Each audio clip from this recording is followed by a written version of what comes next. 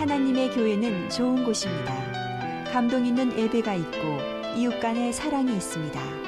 풍성한 나눔이 있고 아름다운 만남이 있습니다. 하나님이 주신 사명이 있는 곳, 성령의 권능이 함께하는 곳, 방황하는 영혼들의 구원의 방주가 되기 위해 믿음과 말씀 안에서 오늘도 빛과 소금의 역할을 다하고 있습니다. 가까운 교회에 나가셔서 예수님을 만나보세요. 꿈과 소망이 있는 밴쿠버 중앙 장로교회.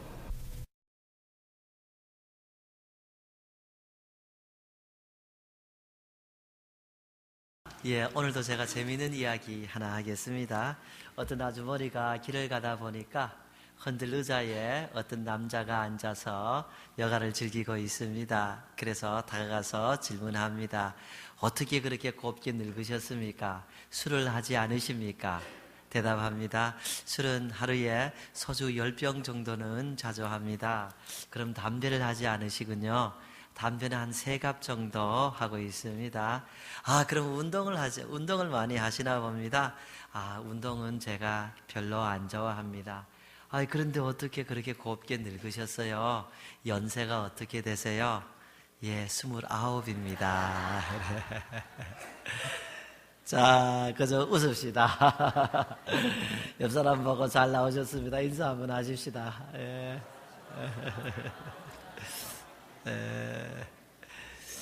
참 잘 나오셨습니다. 환영합니다. 사람이 세상에 태어나서 사는 것에 의미가 있는가? 우리가 한평생 산다라고 이야기하지만 정말 빨리 가는 것이 시간이고, 그 시간 속에 어떤 사람들은 참 즐거움을 가지고 즐겁게 살고, 어떤 사람은 그렇지 못합니다. 어떤 사람은 풍성하게 살고, 또 어떤 사람은 그렇게 살지를 못하고 있지요. 이루고 싶은 거 이루는 사람도 있고, 그렇지 못하는 사람도 있고, 사실 자기 생명 하나 감당하기 버거워하는 그런 사람들도 있습니다. 인생을 우리가 이렇게 살든 저렇게 살든 이렇게 살다가 끝이다 하면은 우리의 인생에 의미가 있는가, 그런 생각을 한번 해볼 수가 있습니다. 우리 가족은 제 아내와 제 딸과 제 아들과 둘이 더 있습니다. 윈스턴과 쿡이 더 있습니다. 우리 집에서 기르는 기니피그를 이야기합니다. 쥐가 크면은 그 정도 된다, 그런 생각하면 됩니다. 꼬리가 없는데. 제 아들이 강아지를 정말 기르고 싶어 했는데 제가 강아지 기르는데 실패를 했습니다.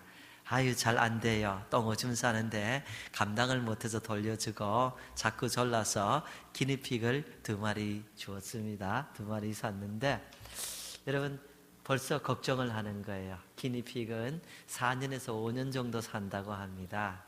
이렇게 정이 들었는데 이 녀석들 가면 어떻게 할까, 그런 생각. 울지 않을까, 그런 생각합니다. 여러분, 기니픽은 사람 이름을 붙여놔도 그렇게 죽으면 그만입니다.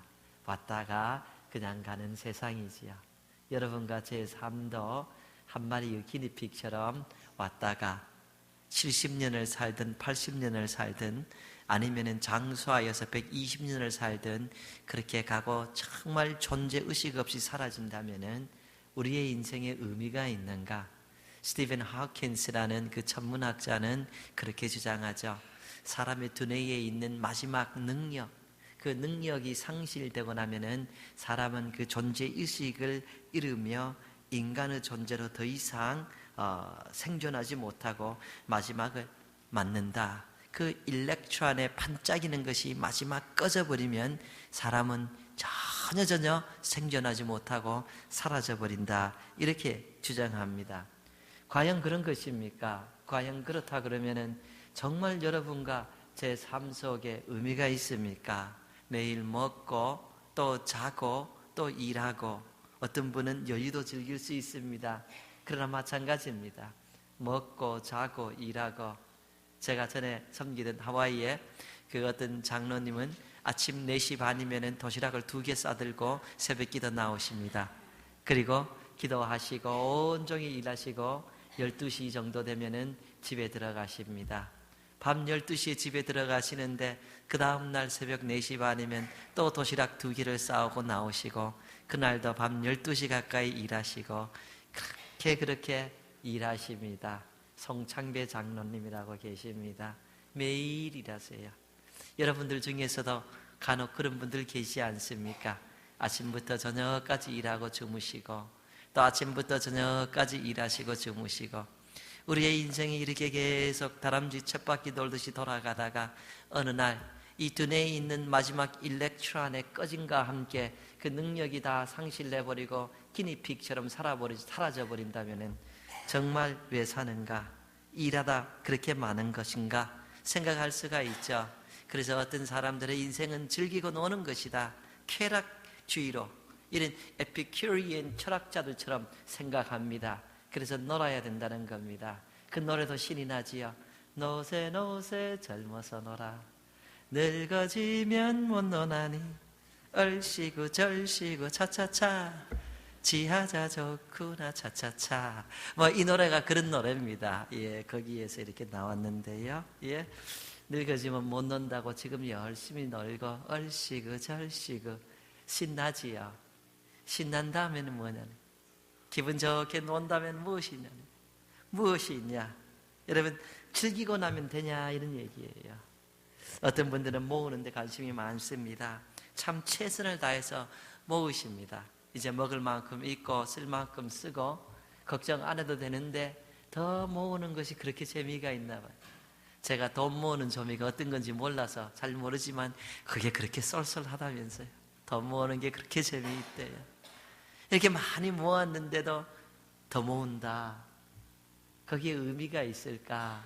그렇게 많이 모으고 나면은 내 인생을 정말 의미 있게 잘 살았다. 나는 그런 생각을 할 수가 있을까?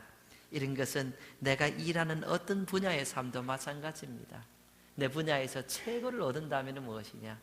대통령이 되고 사장님이 되고 회장님이 되면은 그 다음에는 무엇이냐? 우리의 인생에 의미가 있는가? 이렇게 갈 것 같으면 말입니다. 제 수준에 맞는 재미있는 이야기 하나 합니다. 어떤 젊은 청년이 화창한 날 강가에 앉아서 낚시를 즐기고 있습니다. 지나가던 노신사 한 분이 야, 이 젊은 사람아, 이 청년아, 이 청년의 때에 이렇게 강가에 앉아서 시간 허비해서 되는가? 이렇게 허송세월 하지 말고 나가서 열심히 직장 잡고 일해야 되지 않는가? 그렇게 일해서 열심히 살다 보면은 누가 아는가? 자네도 사장님이 되고 또 회장님이 될 수도 있지 않은가? 이렇게 말합니다. 청년이 대답합니다. 제가 회장님이 된 다음에는 어떻게 되는 거죠? 회장이 된 다음에는 화창한 날 강가에 앉아서 낚시를 하면서 인생을 즐겨야 되지 않는가? 이 청년이 대답합니다. 그러면 회장님보다 제가 인생의 대선배입니다. 저는 벌써 이 화창한 날에 낚시를 즐기고 있지 않습니까? 인생이 그렇다면 그런 것 아닙니까? 마지막에 낚시하기 위해서 인생을 사는 것이냐 생각하는 것이죠. 여러분 이 정도라 그러면은 솔로몬이 한 이야기가 맞지 않습니까? 헛되고 헛되고 헛되고 헛되니 모든 것이 헛되도다 맞지 않습니까? Meaningless, meaningless, meaningless and meaningless. Everything is meaningless. 맞지 않습니까? 의미 없다, 의미 없다, 의미 없다, 의미 없다. 모든 것이 의미 없다. Vanity, vanity, and vanity and vanity. Everything is vanity. 모든 것이 허무하다, 허무하다. 허무하고 허무하고 모든 것이 허무하다. 솔로몬 얘기가 맞지 않습니까? 정말 두뇌 속에 반짝이는 일렉트론의 힘과 함께 내 자신이 사라진다 하면은 정말 왜 사는가 생각해 볼 수가 있습니다. 근데 우리 성도님들, 성경은 이렇게 비관주의가 아닙니다. 성경은 이렇게 우울하지 않습니다. 하나님은 이렇게 비관주의로 이렇게 얘기를 하지 않습니다. 성경의 가장 중요한 구절 중에 하나는 요한복음 3장 16절입니다. 그 말씀에 딱 이야기하고 있죠. 하나님이 세상을 이처럼 사랑하사 독생자를 주셨으니 이는 그를 믿는 자마다 멸망하지 않고 영생을 얻게 하려 하심이라. 하나님이 사랑하신다는 것, 그래서 영생을 주려 하신다는 것, 영생을 주기 위하여 독생하신 예수 그리스도께서 오셨다는 것. 인생은 그냥 잠깐 있다 끝나는 것이 아니라 영원히 사는 것입니다. 인생에는 영원히 있다는 것입니다. 빛나는 기니픽이 아니라는 말이에요. 반짝이는 일렉트론이 아니라는 거예요. 하나님께서 영원히 우리가 살도록 만드시고 영원히 하나님과 동행하도록 인도하여 주신다라는 말씀이에요. 여러분, 사람은 영원히 사는 겁니다. 이 영원히 산다는 것에서 의미가 있는 것이에요. 여러분, 하와이에는 섬들이 많은데 그 원주민들 가운데 어떤 사람들은 그 섬에서 태어나서 거기서만 살다가 죽는 사람들이 있습니다. 굉장히 많습니다. 그래서 이 섬 밖을 떠나가 보지 않습니다. 그런데 여러분, 이 작은 섬 하나에 살고 죽고 자기 고향을 벗어나지 못했다고 할지라도 그 섬 밖에 있는 광활한 세상이 있다는 사실은 부인할 수가 없는 것입니다. 단지 이 사람이 자기 고향을 벗어나지 않았다 뿐이지 얼마나 세상이 광활하고 넓습니까? 미국을 한번 자동차로 크로스 컨트리 해보신 일이 있습니까? 사우스 데코다나 미네소다나 아이오와나 이런 네브라스카 같은 곳을 쭉 달리다 보면은 120km 그렇게 스피드를 내고 달리는데 가도 옥수수 밭입니다. 무슨 옥수수 밭이 그렇게 많은지 가다 보면은 어떤 지역에는 옥수수 팔레스, 아예 옥수수를 가지고 온 빌딩을 그냥 이렇게 치장을 해놓고 축제를 하는 것도 있습니다. 옥수수 밭이 그렇게 넓어요. 가도 넓은 땅이란 말이에요. 유타 지역을 지나다 보면은 무슨 소금이 그렇게 많은지 70마일을 놓고 달리는데도 가도 소금밭이에요. 하예요. 가도 소금밭. 무슨 소금밭이 이렇게 많냐? 이런 생각을 하게 됩니다. 내가 태어나서 내가 내 지역을 못 벗어났다 뿐이지 세상은 내가 보이지 않는 곳에서 광활하다는 거예요.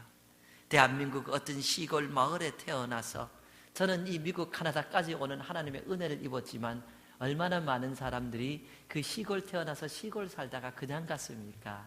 그리고 그냥 갑니다. 여러분처럼 이 카나다의 넓은 땅을 보지를 못하는 것이죠. 그렇다고 해서 카나다가 없는 것이 아니에요. 세상은 없습니다. 이 지구만입니까? 사실 우주가 얼마나 큽니까? 우리가 가보지 못하는 달나라, 화성, 목성, 우주는 광활합니다. 우리가 만지지 못하고 보지 못하고 느끼지 못한다고 해서 존재하는 것이 존재하지 않는다, 이렇게 얘기할 수가 없는 것이에요. 우리가 살고 있는 이 보이는 이 세상, 내가 못 보았다고 해서 없는 것이 아니다 하는 것입니다. 사랑하는 성도님들, 여러분과 제 삶이 그런 것입니다. 내가 보지 못하고 내가 만지지 못하고 내가 그 시대에 살지 못했다고 해서 시대가 없고 그것이 없는가? 그렇지가 않아요. 우리는 2013년을 중심으로 살아가고 있습니다. 우리가 100년 전 시대를 못 살았다고 해서 그 시대가 없는 것이 아니에요. 우리가 육안으로 보는 모든 육의 세계가 있습니다.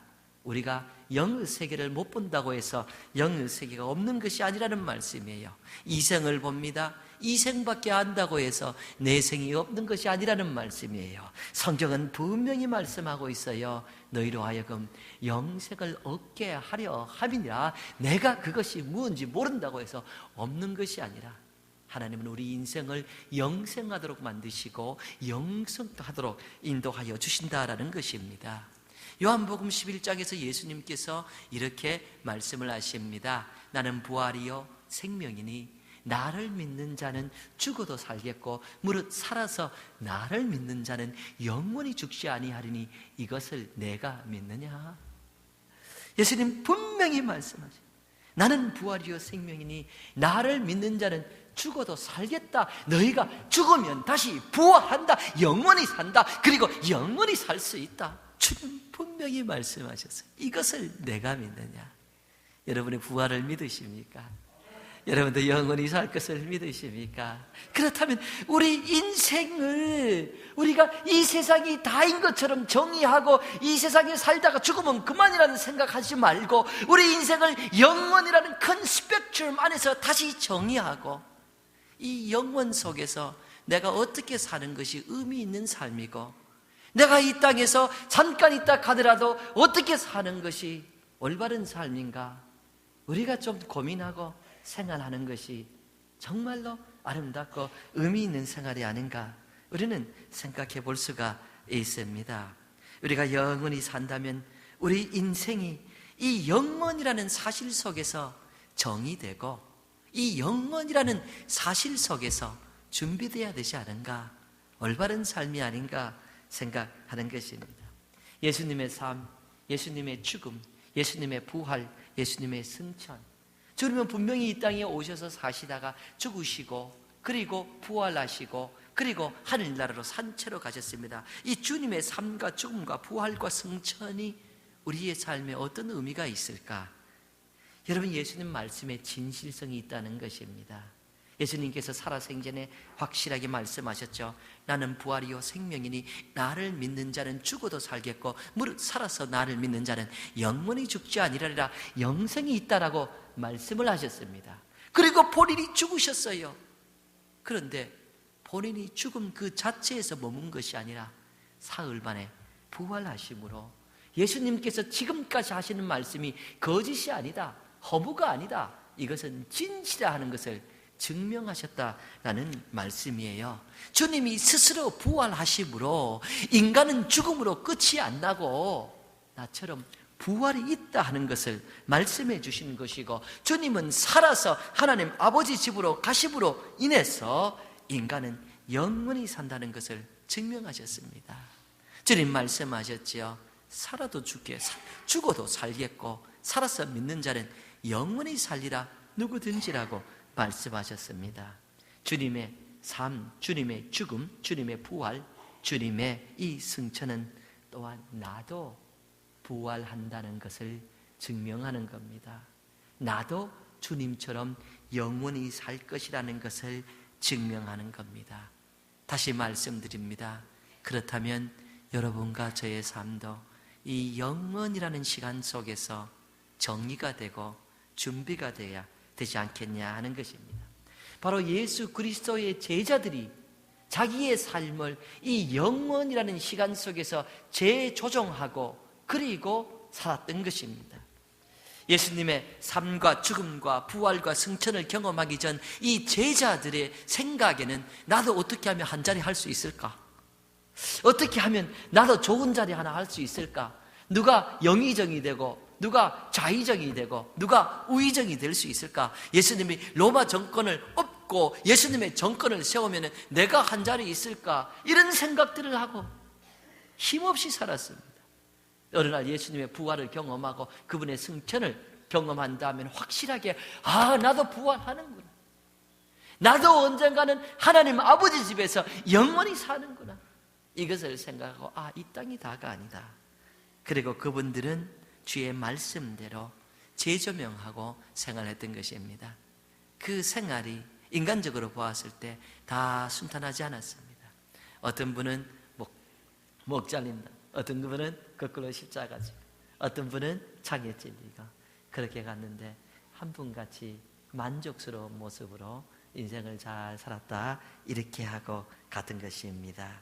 영원이라는 시간 속에 이 세상이 다가 아니라는 것을 마음에 두니까 의미가 있는 것이고 어떻게 살아야 되는지 아는 것이고, 그렇게 살았기 때문에 남이 가진 것 가지지 못하고 남이 있는 것 잊지 않고 남이 누리는 것 못 누렸지만은 만족하면서 인생을 끝냈던 것을 우리가 보고 있는 것입니다. 여러분의 인생이 정말로 이렇게 잠시라 그러면은 무슨 의미가 있는가? 삶이 무엇인가? 인생이 무엇인가? 여러분, 사실 지금은 별로 고민하는 분이 많지 않은 것 같아요. 근데 제가 어렸을 때만 해도 사람들이 삶이 무엇인가 고민 많이 했던 것 같아요. 사는 것이 힘들어서 그런 것 같아요. 그래서 이상한 모자 쓰고 무슨 개똥 철학한다고 삶이 뭔가 이런 고민하는 비실비실한 청년들이 멋있어 보여서 또 여성들이 그런 남자 따라가고 그런 시대가 있었던 것 같아요. 어떤 남성이 이 삶이 뭔가, 삶이란 뭔가 고민을 하다가 풀리지 않아서 산속에 들어가서 깊이 고민했습니다. 삶이 뭔가, 삶이 뭔가. 근데 풀리지 않아요. 못 풀어서 그냥 마음에 좌절을 하고 서울 집으로 돌아가는 기차에 몸을 실었습니다. 피곤하여서 좀 잠이 들라 하는데 뒤에서 누가 삶은 그럽니다. 깜짝 놀라서 돌아보니까 계란 사세요 그러는 거예요. 삶이 계란 사는 것 아니지 않습니까? 근데 여러분 정말이에요. 우리 인생이 반짝이다 끝나면은 계란과 뭐가 다르냐 하는 것입니다. 삶은 계란 이상입니다. 우리 집에서 기르는 기니페이 이상입니다. 하나님께서 영원히 살고 영원히 나와 동행한다는 의미를 붙였기 때문입니다. 이 의미 안에서 내 삶을 준비하고 의미 있게 생활하는 것입니다. 어떤 돼지가 길을 가다가 땅에 있는 홍시, 감 하나를 발견했습니다. 감을 먹으니까 달고 얼마나 맛있는지 몰라요. 그래서 땅에서 감을 발견하고 감이 땅에 있는 줄 알고 그 주둥이로 땅을 막 팝니다. 감이 안 나옵니다. 막 팝니다. 나오라고 막 팝니다. 그 주둥이가 너무 달아갖고 죽어버렸어요. 죽으면서 뒤로 버떡 누워서 보니까 감이 나무에 달려 있는 거예요. 하늘을 봐야 감이 떨어지는데 땅에서 주었다고 해서 땅에 주둥이 파다가 돼지가 죽어버렸습니다. 여러분, 이 세상에 좋은 것이 많아서 우리가 삶을 고민하지 않고 인생의 의미를 고민하지 않고 이것이 마지막이다 이렇게 생각할 수 있지만은 그건 너무 안타깝지 않습니까? 영혼이라는 것이 있는데 말입니다. 참으로 그냥 없어지면은 의미가 없지 않습니까? 의미뿐입니까?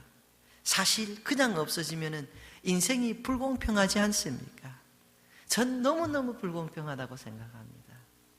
어떤 사람은 정말로 찢어지게 가난한 가정에서 그냥 폭력 사용하는 부모님 만나서 맨날 얻어터지고 그렇게 살다가 나중에는 결혼해서 남편에게 얻어터지고 가난하게 살다 그렇게 떠나는, 그렇게 괴롭게 사는 그런 인생이 있는가 하면, 어떤 사람은 좋은 부모 만나서 학식이 있고 물질이 있고 교양 있는 부모 만나서 인생을 잘 풀리는 것을 느끼며 행복하게 살아갑니다.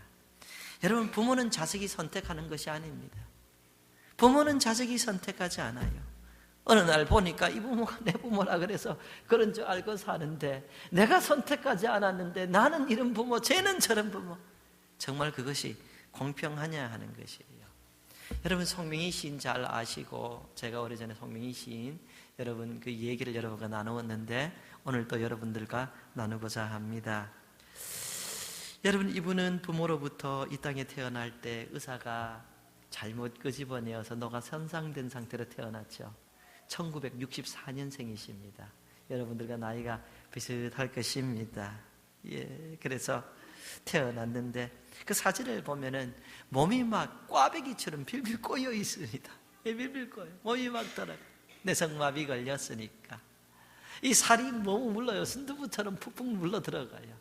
바로 있지를 못합니다. 푹푹 쓰러집니다. 그러니까 어려서 늘 누워만 있었다고 합니다. 얼마나 삶이 힘듭니까? 짜증스럽습니까? 여러분, 사실 손톱 밑에 가시만 하나 박혀서 내가 하고 싶은 거 만질 때마다 아프면 얼마나 짜증납니까?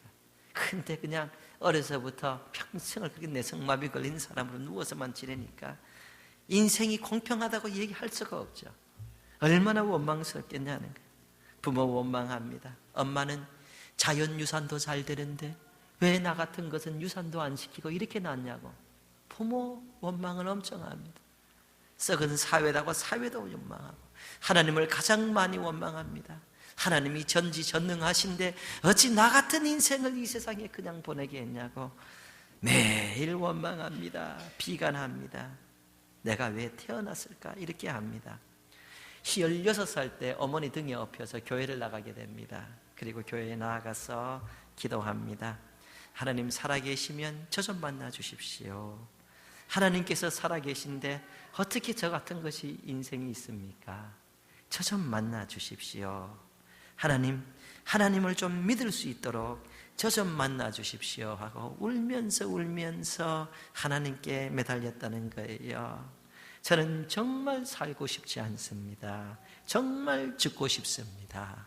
저 좀 만나주세요. 울면서 매달렸는데 여러분은 하늘에서 한산 가운데 두루마리가 내려왔다는 거예요. 그래서 거기에 글이 적혀 있는데 영어도 한글도 한문도 아닌데 자기는 그 글을 읽을 수가 있더라는 거예요. 그 글이 하나님을 믿으라, 그렇지 않으면 죽는다, 이런 글이라는 거예요. 그가 그 후로 어느 부흥회에 참석했다가 많은 은혜를 받게 됩니다. 그리고 전에는 누워서 비가 내는데 이제 기도하는 시간을 보내니까 하루에 5시간씩 기도하고 성경을 30독 이상을 했답니다.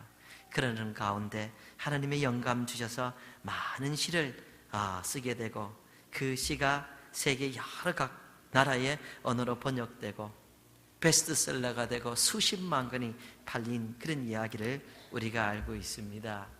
여러분, 연희동에 이분이 살고 있었는데 같이 살던 언니와 헤어지게 되었습니다. 근데 자기 방세를 내야 될 그런 입장이 놓인 거예요. 근데 방세 낼 돈이 없습니다. 예, 글은 썼지만 출판하지 못했으니까 돈이 없어요. 그래서 하나님께 기도했다는 거예요. 저는 아무것도 없습니다. 저는 휠체어도 없습니다. 가야 될 곳도 없습니다. 기쁨을 주신 것은 감사한데 나는 하나도 없단 말입니다. 난 아무것도 없어요. 아무것도 없어요. 하나님, 나 아무것도 없어요. 이렇게 매달렸다는 거예요. 근데 하늘에서 또 두루마리 같은 것이 한산 가운데 내려온 것입니다. 그리고 하나님께서 이거 받아 쓰라, 이렇게 감동을 주신 거예요. 그게 바로 여러분 오늘 우리 찬양 마지막에 불렀던 그 찬양인 거 아시지 않습니까? 나 가진 재물 없으나, 나 남이 가진 지식 없으나, 나 남에게 있는 건강 있지 않으나, 나 남이 없는 것 있으니, 나 남이 못 본 것 보았고, 나 남이 듣지 못한 음성 들었고, 나 남이 받지 못한 사랑 받았고, 나 남이 모르는 것 깨달았네. 공평하신 하나님이 나 남이 가진 것 없지만 나 공평하신 하나님이 나 남이 없는 것 갖게 하셨네. 이걸 쓰게 되고, 이것이 바로 정말로 오늘도 여러분과 제게 은혜가 되는 것, 위로가 되는 것 알고 있습니다. 근데 이분이 이렇게 글을 쓰면서, 잠시 멈추세요. 이렇게 글을 쓰면서 공평하신 하나님이, 이 대목이 왔는데 도저히 못 쓰겠다는 거예요. 하나님께서 이 공평하신 하나님이 이렇게 쓰려는데 이분은 도저히 세상이 공평하지 않다고 느껴졌다는 거예요. 어떻게 하나님 공평하다고 합니까? 사람들이 저렇게 편하고 건강한데 나는 이렇게 불구의 몸으로 태어나고 누워서 이렇게 지내는데 어떻게 공평하다고 하십니까? 하나님은 그래도 쓰라는 거예요. 공평하신 하나님이 나 남이 가진 것 없지만 공평하다고 쓰라는 거예요. 이분은 못 쓰겠습니다. 써라, 못 쓰겠, 써라.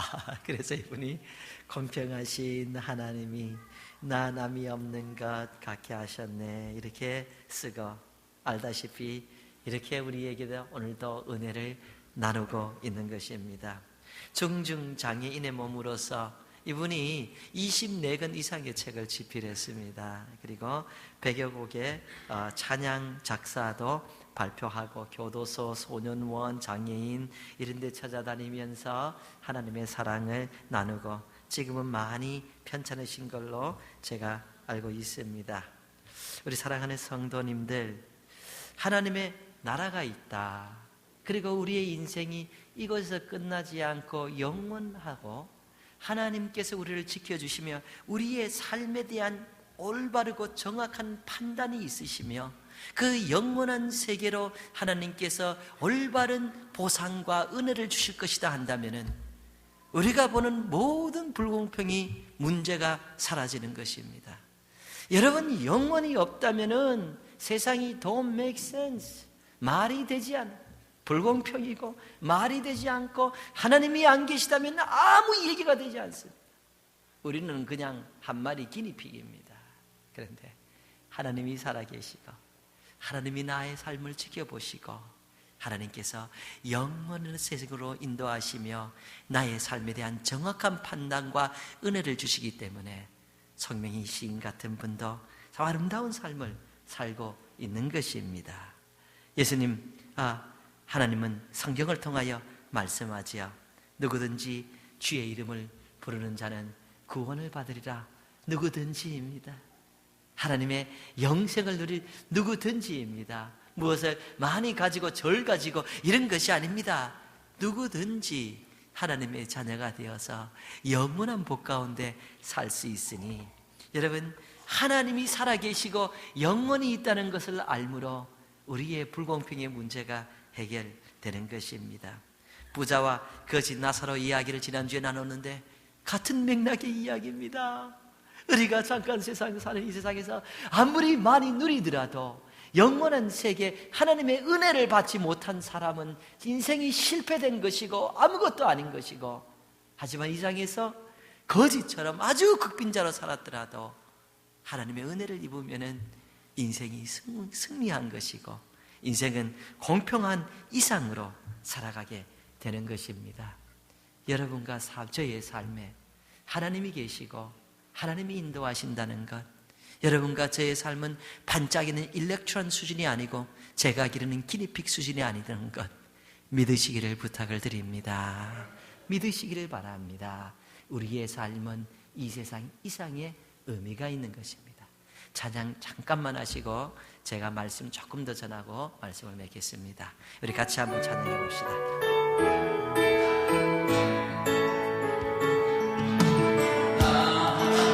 가진 죄는 없으나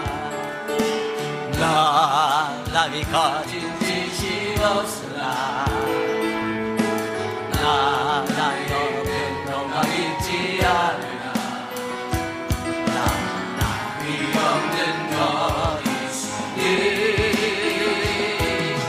나 가진 죄는 없으나 남이 가진 지식 없으나 나에게 있는 건강 있지 않으나 남이 없는 것 있으니 남이 못 본 것을 보아도 남이 누지 못하는 성들 갖고 남이 가지고 살아가고 남이 모르는 것 깨달았네. 공평하신 하나님이 나날이 가진 것 다 없지만 공평하신 하나님이 나날이 없는 것 같게. 공평하신 하나님이 공평하신 하나님이 나날이 가진 것 다 없지만 공평하신 하나님이 나날이 없는 것 같게 하셨네. 하나님께서 살아계시고 하나님께서 우리의 인생을 정확하게 보시고 정확하게 판단하시고 하나님께서 우리의 인생을 영원히 살도록 인도하신다. 여러분의 삶을 그렇게 인도하시는 줄로 믿습니다. 공평, 불공평 이거 벗어버리시기를 바랍니다. 그리고 이 영원한 삶 속에서 내 인생은 어떻게 준비되어야 되는가? 여러분, 어차피 영원한 삶을 산다 그러면 우리가 이 땅에 왜 사는가? 이것은 의미를 되새겨 봐야 되지 않습니까? 70을 살고 80을 산데도 살고 나면 잠깐입니다. 어차피 영원에 사는데 왜 사는가? 우리 성도님들 왜 사십니까? 질문하는 겁니다. 우리가 캐나다로 이민 왔습니다. 이민 와서 이 땅에 살려고 보니까 영어가 필요합니다. 영주권 받으려니까 영어 시험 치라고 하고 시민권도 치라고 합니다. 이 땅에 살려면은 이 땅의 언어를 좀 배워야 됩니다. 이 땅이 어떻게 사는지 우리가 좀 준비를 해야 되는 거예요. 선교를 중국으로 가고 아프리카로 갑니다. 어떤 선교사님 참 우스워요. 그렇게 가면서 언어 공부도 하나도 안 하고 갑니다. 뭘 하는지 어떻게 보면 한심합니다. 그런데 여러분, 가려면 언어 공부도 하고 또 어떻게 생활할지 풍습도 배워야 되는 거예요. 우리는 하늘나라에서 하나님과 함께 영원히 살 사람입니다. 이 세상은 바로 이 영원히 산 이 하나님의 나라에서 영원히 사는 것을 우리가 훈련받고 준비하는 것입니다. 이것이 준비가 잘 되었을 때에 우리가 정말로 잘 살았다 할 수가 있는 것입니다. 빌립보서 3장 20절, 우리의 시민권은 하늘에 있는지라. 여러분과 저의 시민권, 가나다 시민권 좋지만 하늘에도 있는 것을 믿으시기를 바랍니다. 우리가 영원히 돌아가고 우리가 영원히 살 것은 하나님 아버지와 함께 사는 하나님 아버지의 집이다 하는 말씀이에요. 그럼 우리가 어떻게 준비해야 되는가? 적어도 누가복음 12장에 나오는 부자처럼 살아서는 안 되는 겁니다. 엄청난 부자가 있습니다. 하늘 농사를 지으니 더 많은 수확을 했습니다. 그래서 더 큰 부자가 되었습니다. 이 부자가 생각합니다. 이 물질을 어떻게 감당할까? 가지고 있는 창고 헐어버리고 더 큰 창고 지어야겠다. 그렇게 합니다. 그리고 그 창고에다가 많은 것을 채우고 생각합니다. 이제 내가 즐기고 먹고 놀고 그렇게 편하게 살아야겠다. 이런 생각을 합니다. 주님은 참 어리석은 자다. 너 죽을 건데 그렇게 살아서 되겠냐? 이렇게 말씀하시면서 12장 21절에 이렇게 둡니다. 자기를 위하여 재물을 쌓아두고 하나님께 대하여 부여하지 못한 자가 이와 같으니라. 적어도 나만을 위해서 살아서는 안 된다. 적어도 내가 가진 것이 내 것이라고 해서 내 마음대로 그렇게 써서는 안 된다는 거예요. 적어도 하나님 나라를 생각하며 사용해야 된다는 거예요. 예수님 그 밑에 22절은 이렇게 말씀합니다. 또 제자들에게 이르시되 그러므로 내가 너희에게 이르노니 너희 목숨을 위하여 무엇을 먹을까 몸을 위하여 무엇을 입을까 염려하지 말라. 적어도 염려해서는 안 된다. 주의 나라 가는 것을 염려하고 오늘 내가 무엇을 먹을까 무엇을 입을까 어디 가서 놀까 어떤 행동을 염려로서 준비하는 건 아니라고 주님께서 말씀하고 계십니다. 어떤 준비가 필요할까? 많은 이야기를 할 수 있습니다. 그러나 주님이 이곳에서 말씀하신 그 내용을 기본 삼아서 두 가지만 짧게 나눕니다. 누가복음 12장 31절 주님 계속 말씀합니다. 다만 너희는 그의 나라를 구하라. 그리하면 이런 것들을 너희에게 더하시리라. 적어도 하나님 나라를 구하는 것이 그것이 바로 우리가 영원한 삶 속에서 우리의 삶의 의미를 찾고 준비하는 삶이라는 거예요. 무엇이 하나님 나라를 구하는 것인가? 하나님 나라의 일을 나의 삶의 가장 우선으로 생각하고 가장 우선으로 여기며 생활한다면 이것이 바로 내 삶을 준비하는 것이고 하나님께서 돕는 삶이다라는 것입니다.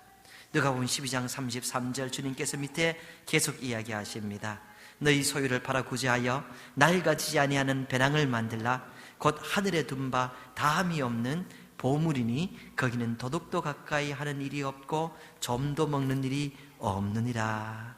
구제하라는 것, 이것이 바로 하늘의 보물을 쌓아두는 것이니 우리가 영생을 어떻게 준비하는가? 적어도 돕는 삶을 좀 살아라 이 말입니다. 물질로만 이야기할 수가 없죠. 재능이 있으면 그것으로라도 좀 돕고 좀 구제하며 도우며 살아라. 이렇게 준비할 수 있다라는 말씀을 주님 하십니다. 여러분, 제가 지난주에 숙제를 내드렸습니다. 일어나서 찬양 하나 하세요. 주무시기 전에 찬양 하나 하세요. 그리고 그 전주에 감사하지 못한 사람은 감사도 하세요 했는데 하신 분들 발 들어보세요. 네. 제가 여러분 부끄러워할까 봐 발 들어보라고 그렇게 하신 거예요. 하면 참 좋습니다. 안 하신 분들 다시 한번 노력해 보시고 이번 주에도 숙제 하나 냅니다. 이번 주에는요 하나님의 나라의 일을 우선으로 하는 일 여러분 고민해 보시고 하나만 하시기 바랍니다. 내 삶에 있어서 어떤 것이 하나님 나라의 일을 우선으로 하는 것일까? 하나만 해보시기 바랍니다. 두 번째로는 구제하는 일 하나만 해보시기 바랍니다. 여러분, 제가 의사 선생님이라면은 너무 힘들어하는 사람 무료로 좀 한 번 정도는 봐줄 것 같아요.